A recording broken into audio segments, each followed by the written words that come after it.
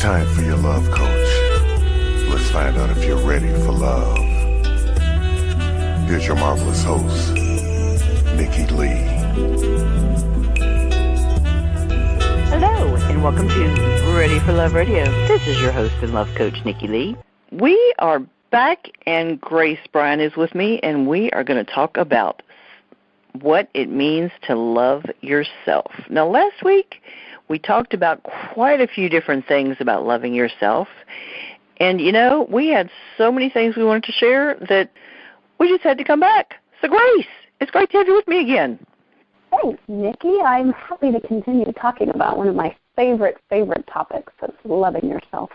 You know, we had a list of questions, and we ran out of time. It's hard to condense all of this because there's so many aspects. Like we said in the intro to the last show, it's so simple, but it's so complex.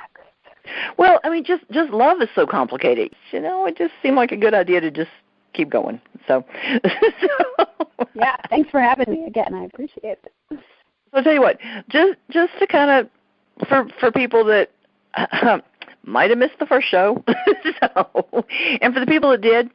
I'm going to go ahead and have a link so you can listen to the first show.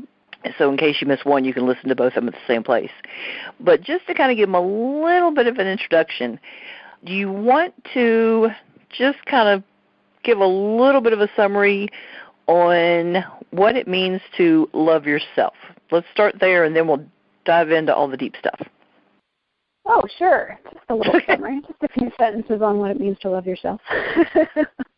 Yeah, I would say that loving yourself means being in tune to the essence of your being. It means seeing beyond all the conditions and the programming and the things that we've been taught that we're not supposed to be or we are supposed to be or that we compare ourselves to others. It's seeing beyond the BS of all of that and recognizing that we are perfectly whole and perfectly complete exactly as we are. Awesome. Well, I love all the stuff about the conditions, you know, that we talked about last week, because there are just so many conditions that I think we put on ourselves and society puts on us and family puts on us, and it's amazing how much that limits us. You know, it limits us personally, and it limits us in relationships. And it limits us as a human race, as a human species. Yeah, it really does. Yeah, and I actually just recorded a video about this recently, the layers of conditionality around our unconditional love. And I see that there are three layers. So we have our personal conditions, so the things that we've actually experienced that have caused stories. So I have a story of that when I date women, they break my heart. And this has happened several times. And so now when I go into a relationship with a woman, I think there's an unconscious story that has me afraid of rejection. So that's something I've personally experienced. And then we have our social conditioning. So the things that we've both consciously and unconsciously been programmed by our society and our education and the media and the things that we've directly come into contact with. And then we have our global conditions. And maybe some of that is our country, so American or North American or Western culture or even English conditions, and then as a global society as a whole. So these are things that we don't necessarily talk about as much, but like the heteronormativity and monogamy and this something we mentioned last time, the sad, makes me very sad, notion that we're only supposed to love one person, just one person for our whole life. And yeah, okay, we can love our kids too. Maybe we can love our mom and other immediate family members, but so we're not supposed to extend that love, either giving or receiving, to other people in our life. Right. It's yeah, it's just amazing how it just limits all facets of our lives. It really is. All right. Now, we finished up last week's show talking about the difference between comfort and love and how being uncomfortable actually is a sign of loving ourselves. Now, people that didn't listen to the show are going to think I'm nuts. But, you know, it's not the first time in this show. They're going to think that about me. So I'm just saying in case you didn't know that, Grace. Okay. And people listen all the time are very aware of that. Okay. So how do we show compassion for ourselves when we're first learning how to make choices from a place of love? Oh, we've got to embrace the mess. Got to embrace the mess, because as we talked about a lot last time, this discomfort of not pleasing other people, this discomfort of not doing things quote unquote right, and maybe letting go of what right is, means we're going to be messy. And this is something that that's taken me a lot of years to really embrace the mess. It's recovering from my perfectionism and being in the present moment instead of this is what it should look like, as opposed to this is what it is. This is what's actually happening right now. This is where the love is. Showing compassion to myself means being okay making mistakes and being messy and just being authentic in the ownership of that. Love the mess, huh? I like that. Okay. Absolutely, because when we're perfect, first of all, there's no such thing as perfect, but then we have some ideal of what things are supposed to look like. For example, I used to have this ideal of what vacations were supposed to look like, and I would plan them out to a T, and here's the things that are going to happen at this time, and if the other person doesn't feel this way, then I failed. And I would live in that failure, and it was a miserable place to be, because then everything that came through my filter of what is was, well, I've messed this up. It's wrong. As opposed to just, now this is happening, how wonderful. It was, but it's not that other thing. That was what was supposed to happen. So embracing the mess means I just get to be in the flow of the moment, which, again, is where the love is, instead of comparing it to something else.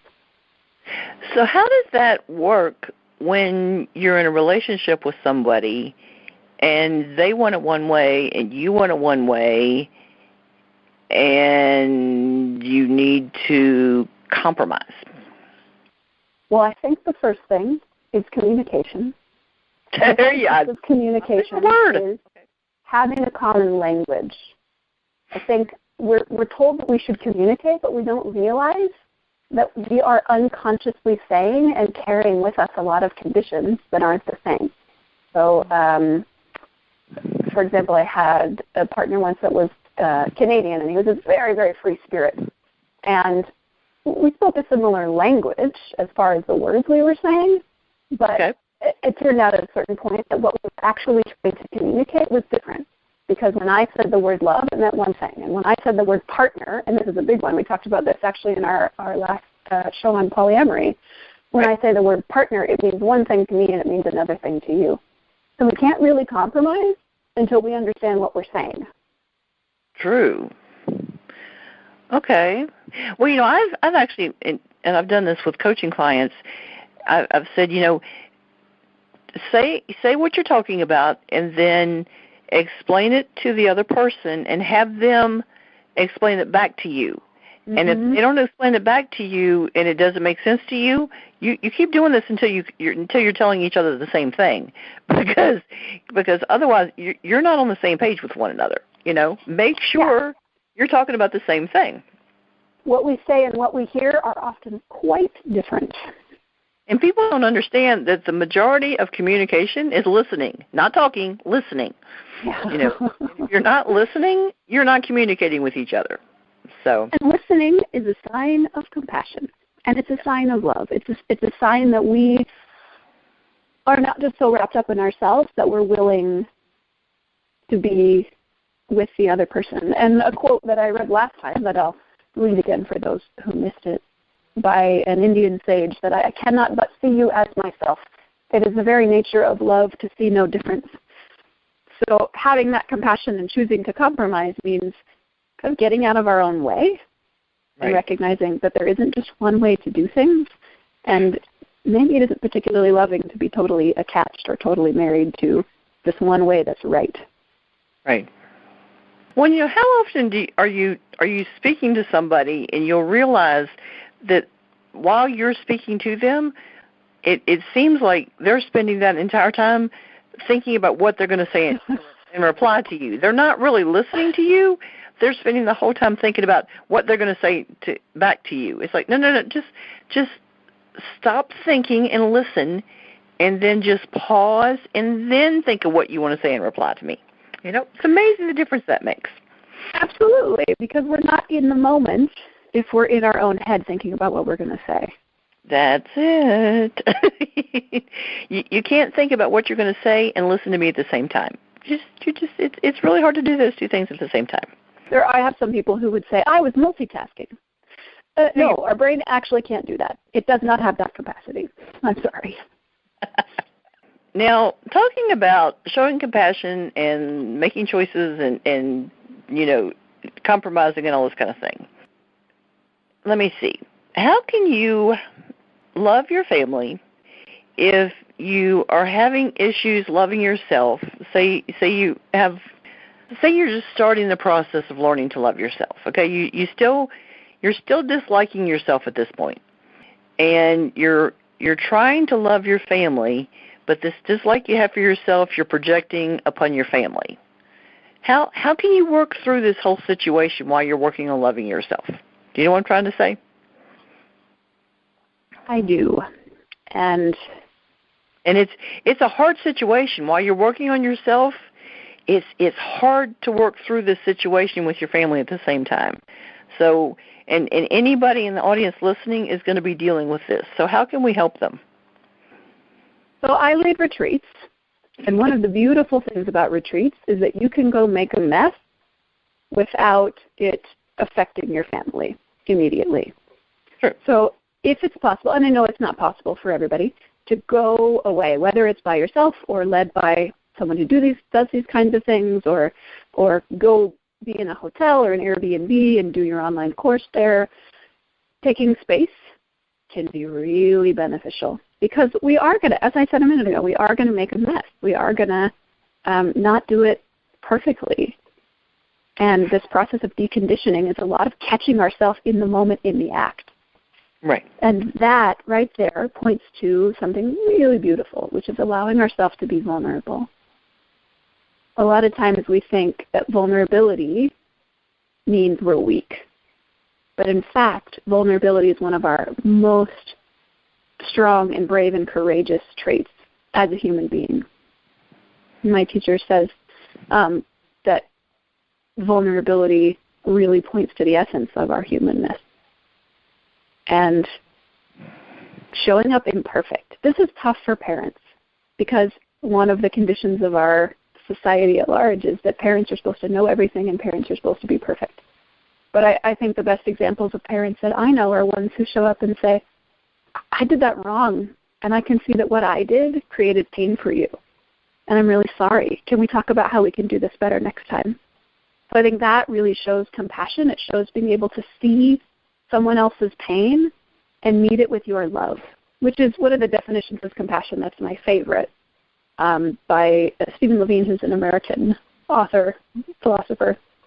And he says, when your fear touches someone's pain, that's pity. So when you see somebody else and you go, oh, God, that could be me, or I don't want to touch that person. But when your love touches someone else's pain, that's compassion. Interesting. Okay. Yeah. Well, and it's so difficult to show vulnerability, but it's amazing when you're around people that you feel like you can show your vulnerability around them, And that's how we learn, is we find people and communities that we feel like we can do it with.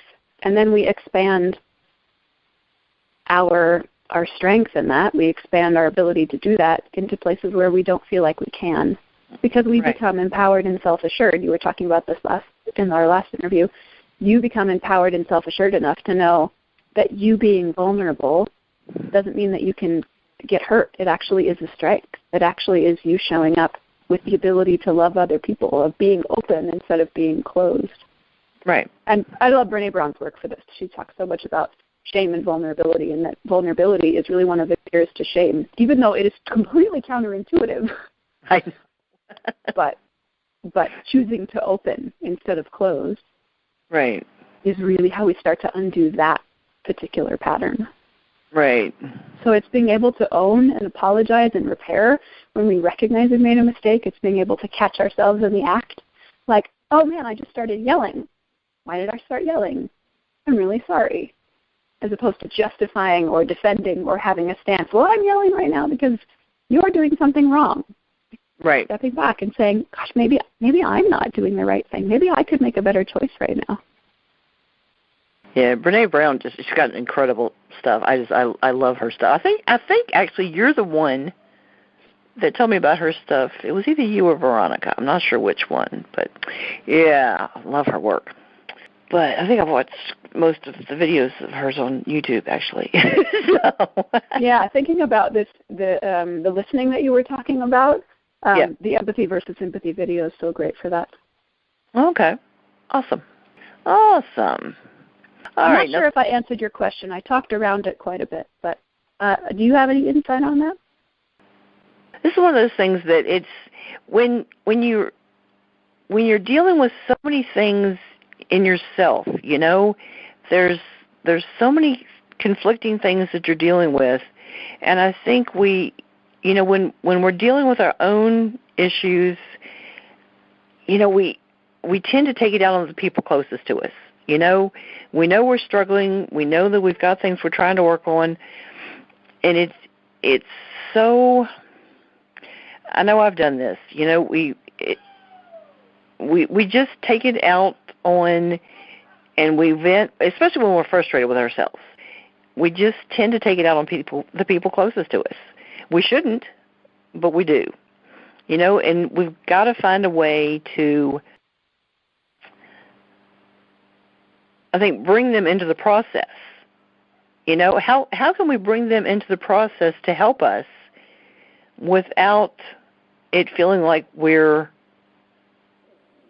lashing out to them? Is that a good way to yeah ask? Yeah, I think and it's the honesty and vulnerability. It's being able to share. This is a thing I'm working on right now. I've seen in myself that I don't love myself, and so I am committed to doing these actions and seeing this coach or starting to take a bath once a week or being aware of my self-care or whatever it is, so that I can start loving myself. And something I do in my love workshops is to talk about the importance of accountability, but that sometimes we say, oh, can you hold me accountable for this? Well, nobody can hold you accountable except yourself. And so to ask someone else to help you hold you accountable for yourself. And at the times that I've done that with my family and said to my family members, I'm really working on judgment. And I've noticed that I judge you guys. That's the thing that I do, and I'm sorry, and I wish I wouldn't. So if you notice that I'm judging you, could you let me know? Oh, it's a scary thing. It's a very scary thing. And I've learned the most when I've invited them into that process instead of walling them off from it. And if we ask them, be ready for it when they come back and say, okay, you did blah blah blah blah, you know, because if don't get mad at it. they're going to do it. You know? And if you invite kids into this process, kids are so wonderfully honest. Now, I highly recommend that, but just be prepared for it. Right. But it's a great learning process for kids, you know, to help them, and to help them to avoid some of the same mistakes that, you know, the adults have made. But yeah, be ready. You know? Yeah, and since we talked so much about conditions last time, where do these conditions come from? Aren't these the kind of conditions that we want to be instilling in our children? And I work with kids as well in our young generations. The conditions of letting go of our conditions. The conditions of talking about this. The conditions of being vulnerable. That's what I want to instill on this next generation of humans who are going to determine our earth and our world. Yeah, oh yeah, bringing kids into it. Oh wow. In the Love Yourself program, I suggest that very specifically. You know, bring somebody in as support and to be accountable to, and you know, to go, not necessarily to go through the program with you, but for you to check in with. And just to kind of follow up and to say, you know, this is what I'm doing, to make somebody aware that you're working through it and that you can, like I said, just check in, because it's good to have somebody to help make you accountable. So, yeah, I like that. Now, this next question I'm going to ask you, this is something we sort of started to talk about last week, but I wanted to hold off because I wanted to spend more time on it. So are you ready for this? Maybe. I think you are. Okay. Now, sometimes in our more intimate relationships and partnerships, we make decisions because we want to feel love from other people, okay? So now, when we do this, the question is it self-love or is it something else? So are we doing it to get something from the person, or are we doing it because we love ourselves, or what's behind it? Point to something else. Yes. Now, which direction would you take with this question? Well, I'm going to read a quote first. Okay. And this comes from a really beautiful book called Prayers of Honoring Voice by Pixie Lighthorse. It's called what again? It's called Prayers of Honoring Voice by Pixie Lighthorse. Okay, cool. And there's a prayer, a poem called Honoring Love. It says, help me during those moments when I cannot speak of my love, to realize that love moves in only one direction, out of me, and that's all that matters. Okay. Help me to realize that love moves in only one direction, out of me, and that's all that matters. I had to meditate on this for a couple of years to really understand it. In essence, the only love that we can actively do something about is the love that we give. Okay. And if we want to receive more love, if that's a desire or a longing that we have, aside from shifting the conditions and the stories and the shame and all of that where we don't believe that we're worthy of it or we don't believe that we deserve it, the biggest thing that we can do is to give love and not ask for it in return. Okay. The second part of that quote says that know that love comes to me in its own form and that I am not responsible for what it looks like. So love may come back at us in a very different form than what we want, than what the mind has decided through all of this conditioning that it thinks it's supposed to look like our, heteronormative one person forever kind of love. So that's the something else, I think. When we, and I don't remember exactly how you worded the question, but when we do things to please other people, it can come from a selfless, beautiful place. And if it does, then we feel light, we feel alive, and we feel joyful. But often we feel zapped and tired and under-resourced and non-resilient and non-reactive. And we can notice that the mind will say things like, oh, they didn't even thank me. They don't appreciate me. So we actually are doing that to receive something in response. So that's not a selfless love. It's not an unconditional love. It's a validation of our own worthiness. And I think a lot of people in intimate relationships have been programmed or conditioned to give love in this way, where we expect something in return. Do you think even if you don't expect something in return, but you don't get anything in return over a long period of time, that may happen anyway? What may happen? You may start to feel that way anyway? Yeah, sure. It could lead to feelings of resentment or unappreciation, and this is where the question you asked a while ago, compromise and communication. If that's something I'm feeling, okay, I could stay in my programmed mentality of not talking about it and just stuffing it down inside, or I could be really brave and say, this is something I'm feeling. So with my partner and I, a challenge is that sometimes when he's away, he forgets to communicate, whether it's to organize a phone call or a text. And this was much more prevalent at the beginning of our relationship because I have let him know that this is something I would appreciate. That I would love to remember that you love me even if you're gone for a month or 2 months or 3 months. I can't demand it. I can't expect it. But I can request it. Right. Okay. So is my resentment coming from the fact that I haven't said anything about it, or because I've asked for it and they haven't been able to do it? Because in the end, we can make requests, but we can't change anyone else, their behavior, their motivation, anything like that.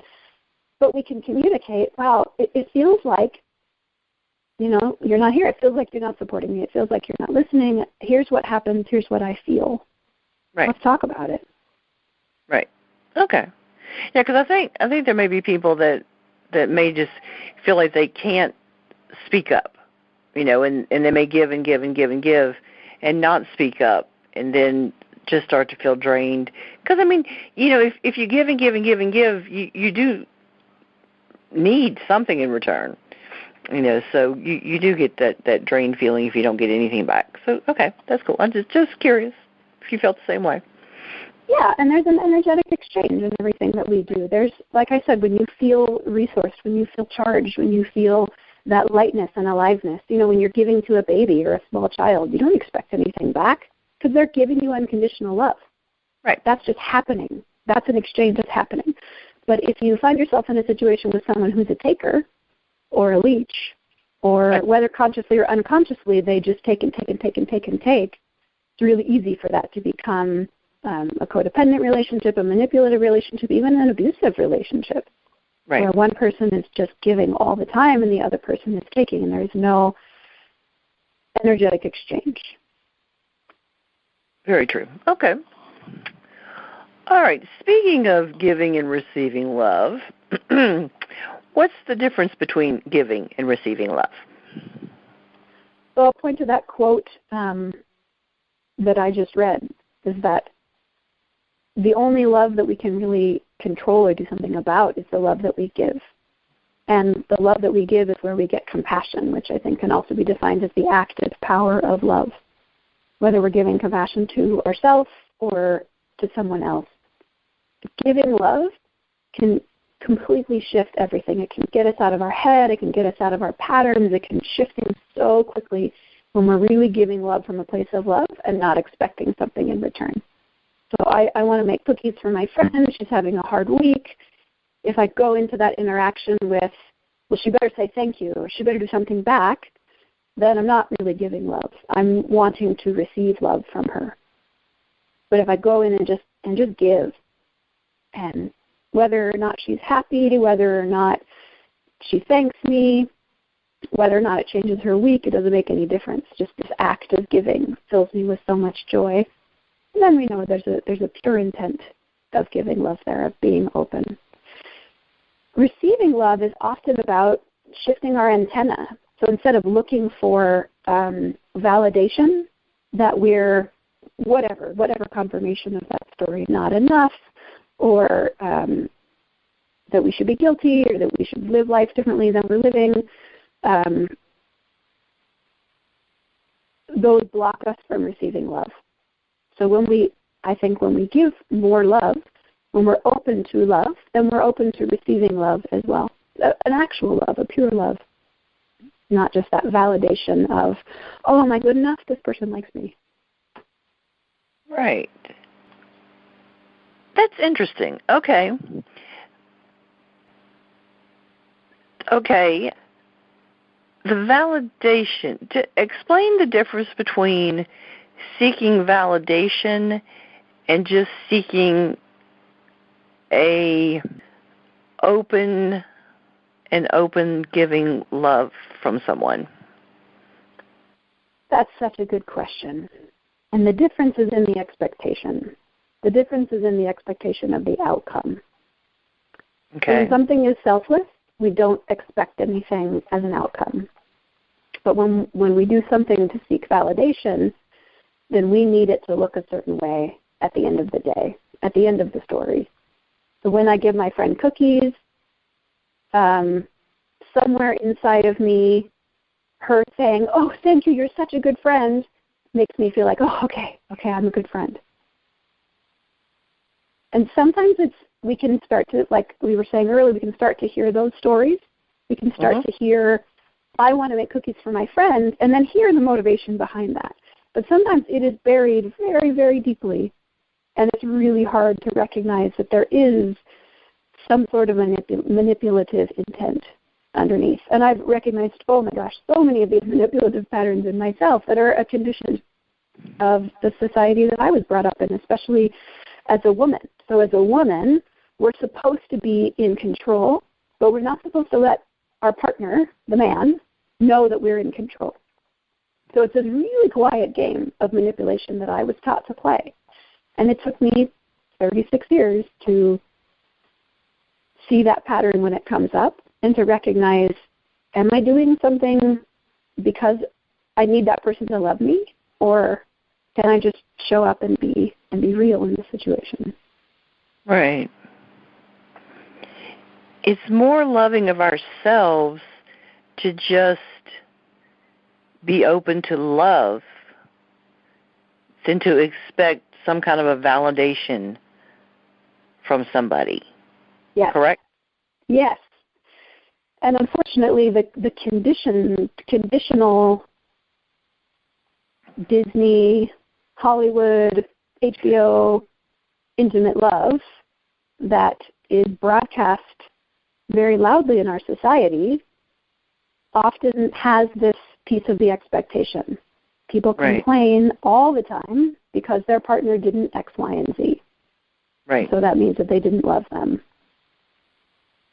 You know, it drives me crazy when you see all the hoopla, and it's why people put this mess on social media is beyond me. I don't understand. I don't understand why people have to put all this crap on social media. Just leave it off social media. Yeah, and it's because we're looking for somebody to commiserate in our complaining, because that's what the ego wants. It wants that validation. It wants that validation of, I'm right. See, other people agree with me. My story is valid. I don't understand. But okay, if you say so. But yeah. I like what you said, Nikki, about being open. Just being open. And that's how we know we're coming from a place of love. Are we open? I don't know. I hear people say things like, I need a relationship, and when I find a partner, they're going to make everything okay. And it's just like, no. No, because your stories are still there. Yeah, that's just no. And or so-and-so is my whole world. And I'm like, you need to be complete within yourself. And my big thing is, don't look for somebody to complete you. Be complete within yourself and find somebody to complement you. Mm-hmm. Be whole within you, okay? And then when you find someone to complement you, then that's a beautiful, beautiful thing. Otherwise, you feel something's missing in your life and within you. You need to find that first. Then you're in a position for a healthy, loving relationship. And I think we're always going to look for that thing that's missing in the other person, and it's just going to keep reminding us that we don't have that thing in ourselves. Right. My business is called Be Whole, Be Happy. When we feel that wholeness, the happiness is our essence. It's not something we have to look for or dig for or buy or go out and get. When we start to feel whole, happiness is the way that we live. Let me read another little quote in answer to the question that you just asked about giving and receiving. So this is by Khalil Gibran, and it says, love only gives itself. Okay. That's what I do. Love only gives itself and draws only from itself. Love possesses not and wants not to be possessed. For love is itself enough. Ooh, I like. I think that really points to love only gives itself and draws only from itself. There's not a part of us that is giving love from a dry well. In fact, our well of love is infinite. It is, as I talked about in the last episode, it is the basis of our being. So when we recognize that we are drawing from a well that is infinite, right, love only gives of itself. But when we think of ourselves limited, conditional, I only have this much love to give, a scarcity, a feeling of lack, then it's not love. Then it's expectation and looking for validation of who we are. And this one is so important. Love possesses not and wants not to be possessed. And this is what we can look for in intimate relationships all the time. But they're mine. We love to use this word mine, this possessive word around our relationships. Nope. We cannot own anyone else. Just like we don't want to be owned by anyone else. In my article on unconditional love, I talk a lot about this. How do you know if it's not unconditional love? Well, if you feel like you own the other person, it's not unconditional love. Right. Fascinating. Okay. See, you just never know where you and I are going to go with these things. I know. You said earlier that you want to talk about intimacy. Can we have an intimacy show at some point? Oh, yeah, definitely. You just let me know when you want to do it. So we've kind of tiptoed around authenticity. So tell me what it means to be authentic. Well, we just talked about this feeling of wholeness, and okay. I talked a little bit about your authentic yes and your authentic no. So there's a quiet place, this intuition, this trust in ourselves that says, yes, this feels like it's in alignment with the truth of my being, or no, this doesn't. And sometimes that's really loud, and sometimes that's really subtle. But starting to listen to that voice is a great way to get in alignment with our inner compass, which says if we are being authentic or if we aren't being authentic. Okay. All right. Because, I mean, authentic, I mean, talk about vulnerable. When you're being authentic, you're putting it out there. It's just, and people are like, it's like when they say, of course I love myself, of course I know myself, and I'm being authentic. But then you'll see them post like conflicting things on Facebook. Like they'll say they do like something, then they don't like something, then they do like it, then they don't like it. I'm like, that's not authentic. It's like people that drive down the road and they switch between this lane and that lane. I'm like, okay, pick a lane. Pick a point here, people. Make a decision. So. Well, you were just complaining about social media, and I think this is the danger of social media is that on the one hand, it gives us a place where we maybe don't have to conform as much because we're not face-to-face with people, but there's a real danger in that, too, in that we are so subject to the fear of being judged by other people, right, quietly or loudly, that we don't really represent the whole story. Right. But if you're being authentic, shouldn't you,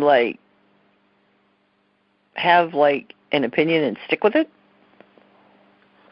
Well, my opinions have certainly changed over the duration of my life. My political opinions, my opinions about my relationships and my views on certain things. But within 2 or 3 days? I don't know. It would be an interesting question to pose to this person who you're talking about. Because it sounds like that could be coming from a place of fear of who's looking. Ah, yes. Okay, but how many times in 1 week do your opinions change? How about that? No comments. No, I hear you. There's certainly an authenticity in standing up for your convictions. You go. But there's also sometimes convictions are what lead us to separation, are what lead us to judgment, are what lead us to story, are what lead us away from love. So when we have convictions around, I believe this thing and everyone else who believes it is wrong, okay, that's not coming from a place of love. True. Okay. Well, it seems to me that when you're being authentic, you know your mind, though. You don't let everybody sway you. You don't change your mind every time somebody else changes their mind. But this is a whole other conversation we could go down.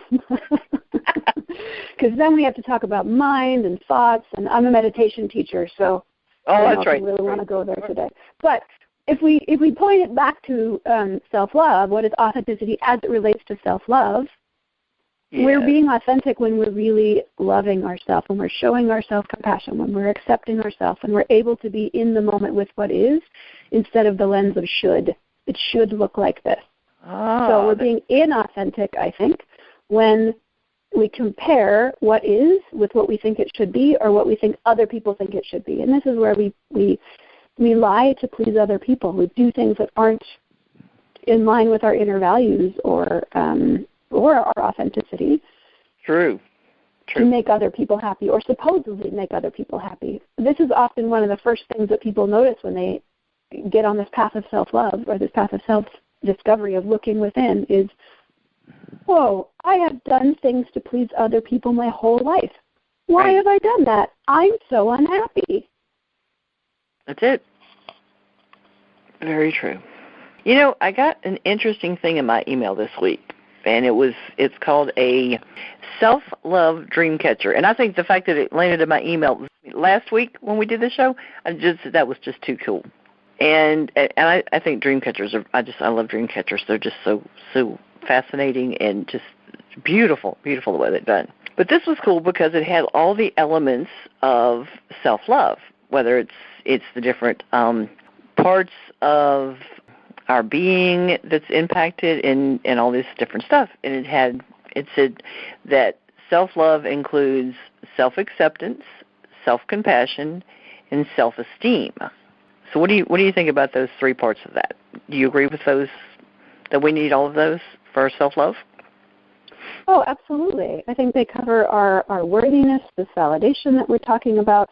I think self-acceptance is incredibly important. We have to accept all the parts of ourselves, even and especially the ones that we don't like. We have to accept that they're true right now so that we have the power to choose them if we want. And then we've already talked about self-compassion, but that's incredibly important, the ability to not judge ourselves, but to hold ourselves in love. Definitely. Yeah. Definitely. And our self-esteem all works into it, too, because it just, we've got to have all three of those. Self-esteem is really a feeling of worthiness, which is so many people's obstacle to self-love. I'm not worth it. I don't deserve it. Right. Well, and it brings out, too, that it includes our mental state, our spiritual state, our physical, and our emotional. So it's all of the parts of us. So it's all of that. And then I like how she also includes on here that it includes our thoughts, our vision, our intuition, our feelings, our reaction, our roots, our actions, and our decisions. So it's every part of our being and just all of us. Every part of us is included in our self-love. I really like this. This is very cool. But I like how she did this.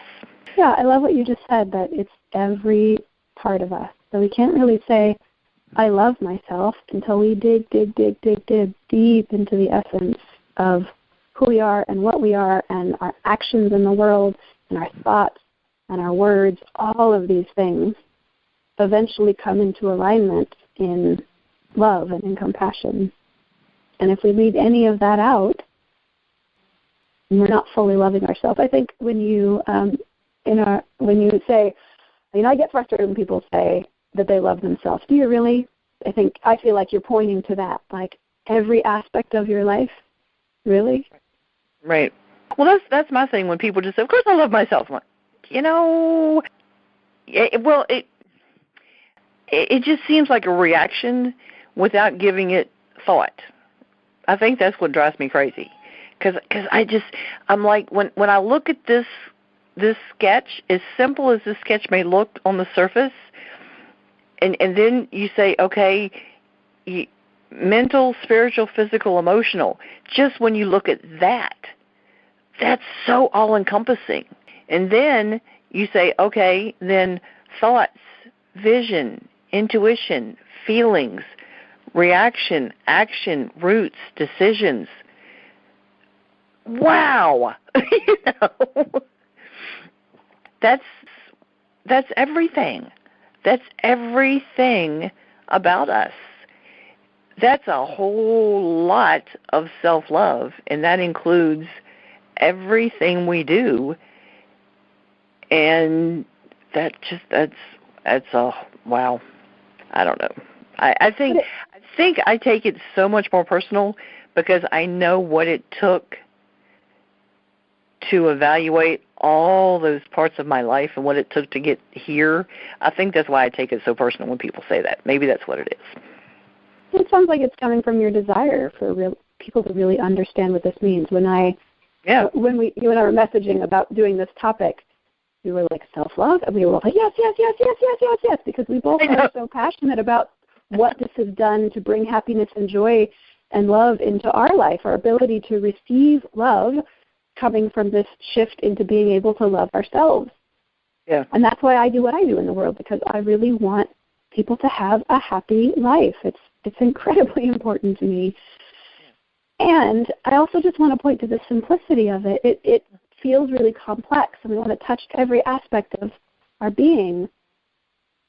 And it also becomes the new pattern. Right. So the old pattern might have been to not love ourselves, or to project, like we talked about, or to separate, or to judge, or to compare. That was my big one.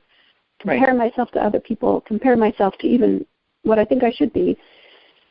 But once we start to shift into this paradigm, love is the essence of who we are. So we're just uncovering that essence. We're not learning to bring more knowledge into ourselves. We're learning to let go of everything that's in the way. What we're basically doing is clearing out all of the crap and getting rid of all of that mess. Yes. You know? I think that's what I said at the beginning of our last one. We're just clearing out all the crap. We just circle back around to last. I just don't want people to hear it's everything, it's so complex, and think, well, it's not worth it.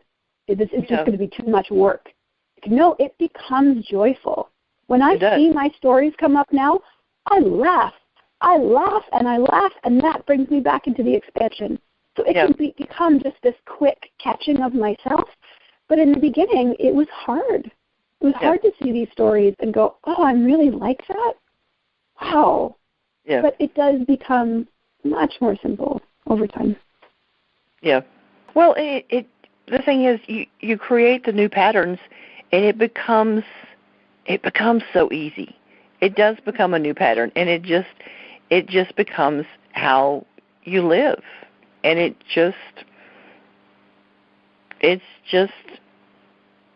becomes normal. It becomes your new normal.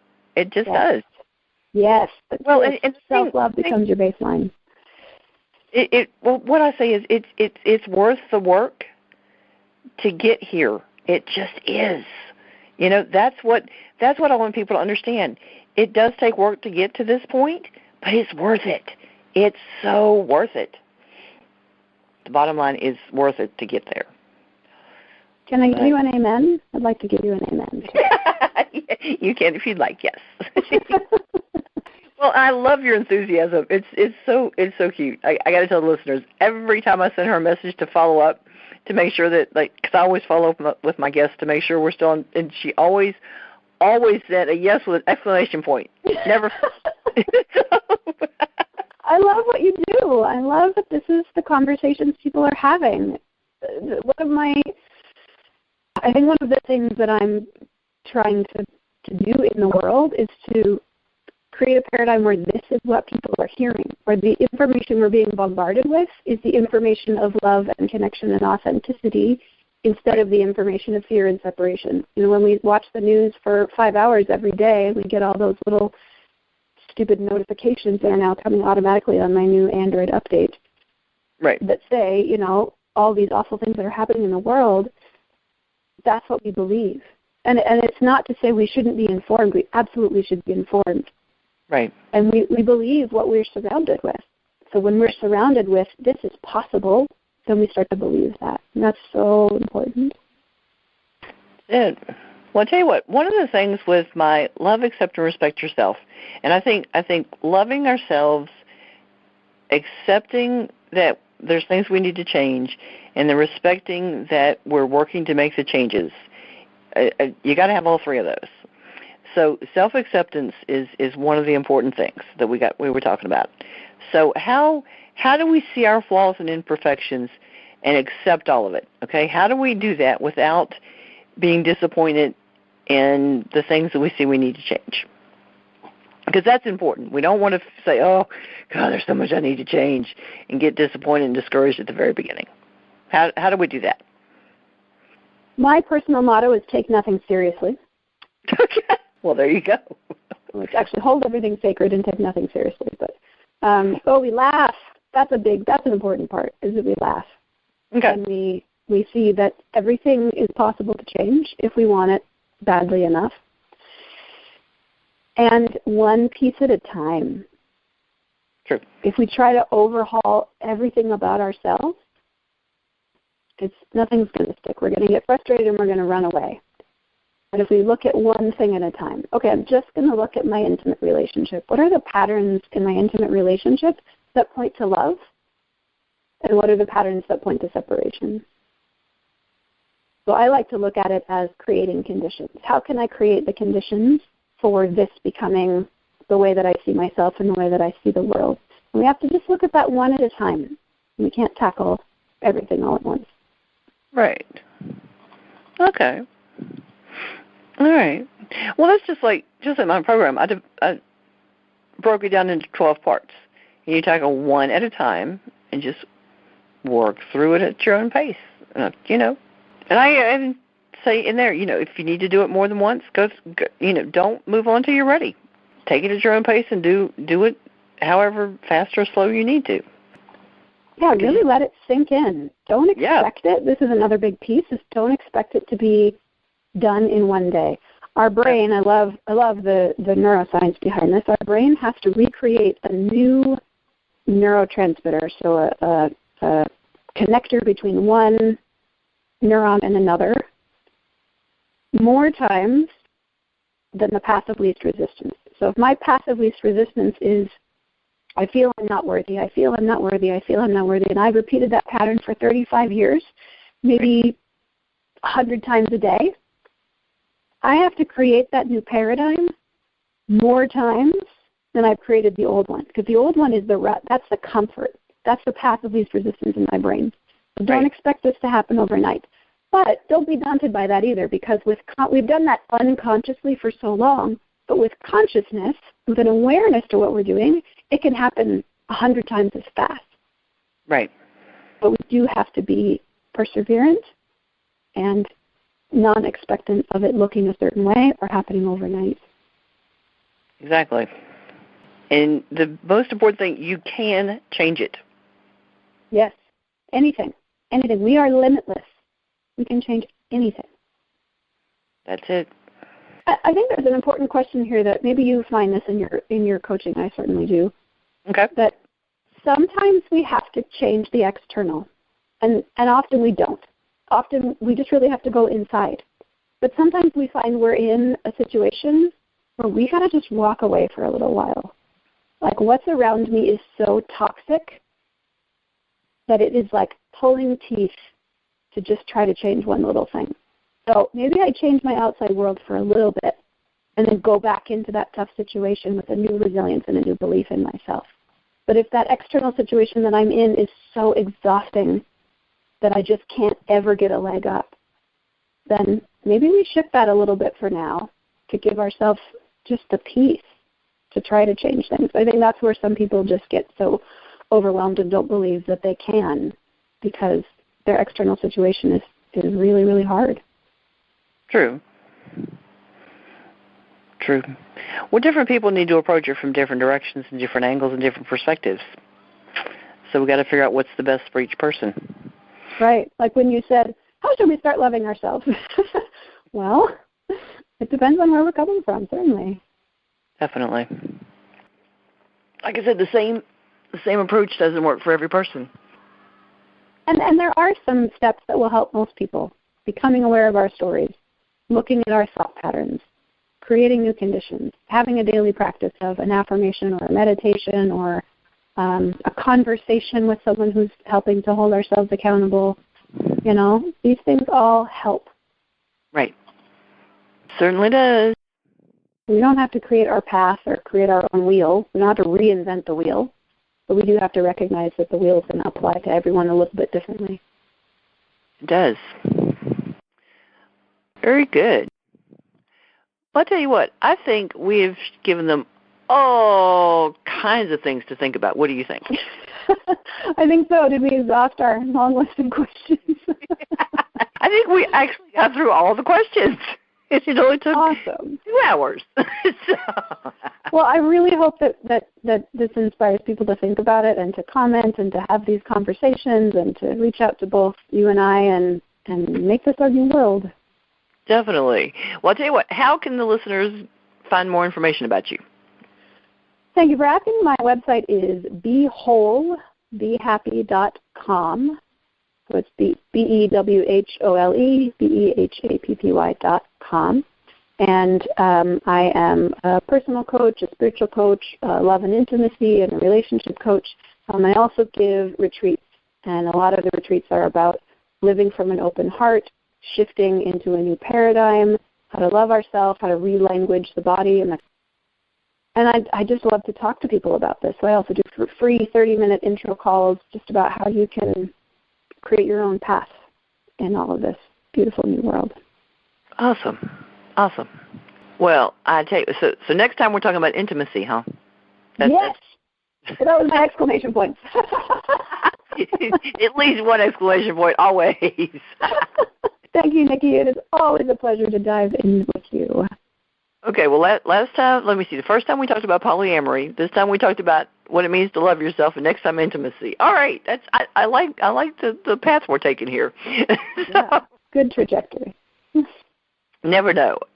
All right, I highly recommend that the listeners check out my Love Yourself program, and if you'd like to, you should check out on my website on www.readyforloveradio.com/loveselfprogram.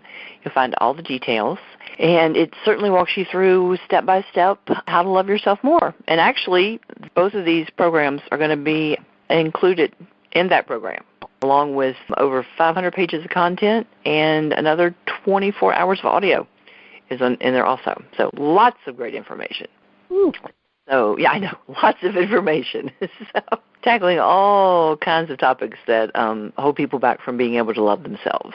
So the goal is to help more people to get to a point where they can love themselves more completely and to have healthier, happier relationships. Well, this has been great. I have thoroughly enjoyed our conversations, both last week and this week. And intimacy, yeah, all right. I'm looking forward to that. Thank you so much, Nikki. Awesome. So, listeners, I'll see you next time on Ready for Love Radio.